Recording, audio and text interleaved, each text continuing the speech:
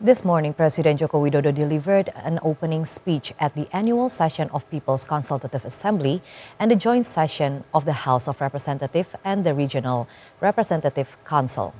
Audrey Utoyo has the report.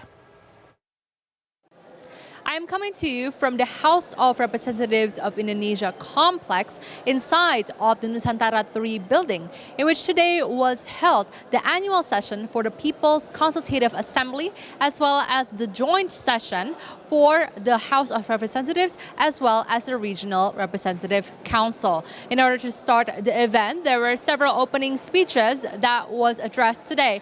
First of all, by the leader for the People's Consultative Assembly, Bambang Susatyo, as well as the leader for the Provincial Legislative Council, Lanyala Mahmud Matahit. Also, our own President Joko Widodo was present, and he gave an opening speech wearing the Tanimbar Maluku cultural attire. For his speech, President Jokowi opened by emphasizing that we are entering a political year and that he is neither a leader of a political party or party coalition, and that he does not have the jurisdiction to decide who to be the next president or vice president, noting that this is his last year as well in the annual session as president. And he said to have those in charge to deal with that aspect. And also, he is saddened because in terms of culture in Indonesia, he has seen a drop in the common courtesy for the Indonesian public, and that it seems to also decrease in ability in Indonesia. For that reason, we need to increase the morality of the public as well as the mentality of the public in order to transform our nation. For economic aspects, President Jokowi explained how we are moving towards a golden Indonesia 2045, and that Indonesia has big opportunities to be one of the 5 biggest economies in the world. And it is not only about having opportunity, but it's also about strategy. Having a strategy that has been laid out for us, because 68% of our population are at a productive working age that puts us at a comparative advantage. Other than that, Indonesia has also been given high trust this past year, proven and evidence in terms of the G20 presidency in November last year in Bali, as well as the ASEAN chairmanship this year in Labuan Bajo, as well in Jakarta that is upcoming.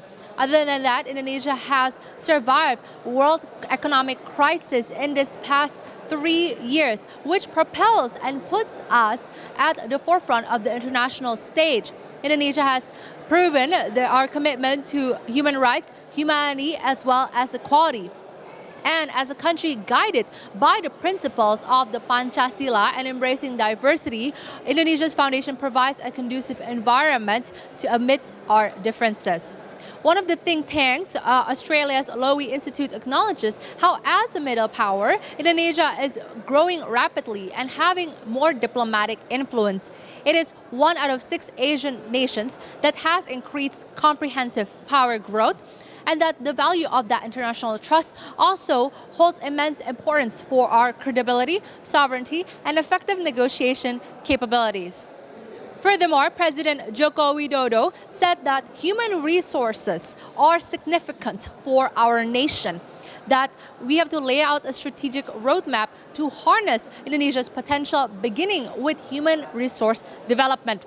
We have succeeded to reduce stunting rates to 21.6% by 2022 and risen the Human Development Index to 72.9, the Gender Empowerment Index at 76.5 by 2022. That has exemplified our progress. The government has committed 3.212 trillion rupiahs to social protection programs, healthcare programs, as well as programs to protect vulnerable groups. For job creations, President Jokowi also said that there needs to be an emphasis for job creation for Indonesia. This is proven in his program of Kartu Prakerja PMO, in which people are able, who are in the workforce, to increase their skill sets so that they can excel as well in their own jobs. And in terms of resources, the president emphasized the importance of transforming raw resources into value-added products to enrich the nation's economy and ensure sustainability. Moreover, President Jokowi mentioned a term called hilirisasi, or downstreaming that is also as important. It is the use of technology transfer to utilize renewable energy sources and minimize environmental impact. For example, the government has implemented this for mining companies to reforest post-mining lands.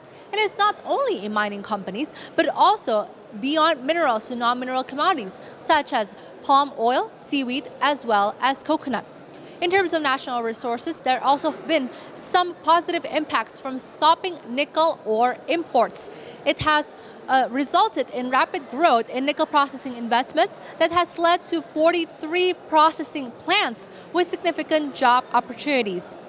It is projected with the consistent implementation of this for commodities such as nickel, copper, bauxite, CPO, and seaweed, it could lead to substantial per capita income growth for Indonesia. It's estimated that in 10 years, the income per capita will be 153 million rupiahs. In 15 years, 331 million. In 22 years, 331 million rupiahs. Meaning that from 2022, with only 71 million rupiahs, in 10 years, it can double the income. And the president also emphasized what is important is that are we willing to work and to build from what has been achieved so far? Do the leaders have the courage in order to develop and to continue these developments and to continue these advancements? He said that this is not only a sprint, it is not a brisk walk. However, it is a marathon in order to reach the golden Indonesia of 2045.